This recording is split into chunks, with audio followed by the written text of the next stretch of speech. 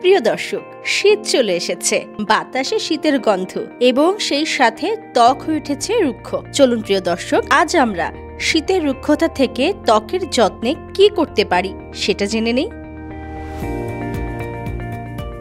শীতের রুক্ষতা থেকে ত্বকের যত্নে এক্সফোলিয়েট অত্যন্ত কার্যকরী। শীতকালে আমাদের ত্বকে মৃত চামড়ার স্তর বেড়ে যায়। এটি দূর করার সহজ উপায় হলো এক্সফোলিয়েশন। বিশেষজ্ঞদের মতে সপ্তাহে অন্তত একবার এক্সফোলিয়েট করা জরুরি। এটি ত্বক গভীরভাবে পরিষ্কার করে এবং উজ্জ্বলতা বাড়ায়।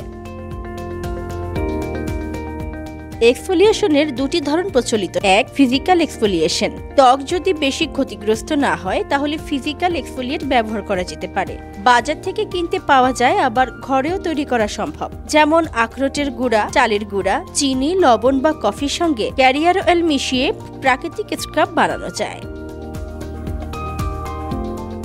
ড্যামেজড বা রুক্ষ ত্বকের জন্য কেমিক্যাল এক্সফোলিয়েট ব্যবহার উপকারী। এতে alpha hydroxy acid AHA, beta hydroxy acid BHA বা ফলের এনজাইম থাকে, যা ত্বকের মৃতকোষ দূর করে। এক্সফোলিয়েশনের কিছু সুবিধা রয়েছে, যেমন বলিরেখা ও বয়সের দাগ হালকা করে, সূক্ষ্ম রেখা কমায়, ত্বকের যত্নে ব্যবহৃত উপাদান সহজে কাজ করতে পারে, ত্বকের পোর্স পরিষ্কার হয়, ব্রণের ঝুঁকি কমায়। বিশেষজ্ঞরা গ্লাইকোলিক অ্যাসিড, ল্যাকটিক অ্যাসিড বা ম্যান্ডেলিক অ্যাসিড ব্যবহার শুরু করার পরামর্শ দেন। এছাড়া পেঁপে বা আনারসের মতো ফলের এনজাইম সমৃদ্ধ এক্সফোলিয়েটও ভালো বিকল্প। সুতরাং শীতকালে উজ্জ্বল ও মসৃণ ত্বক পেতে এক্সফোলিয়েশনকে ত্বকের যত্নের তালিকায় রাখুন।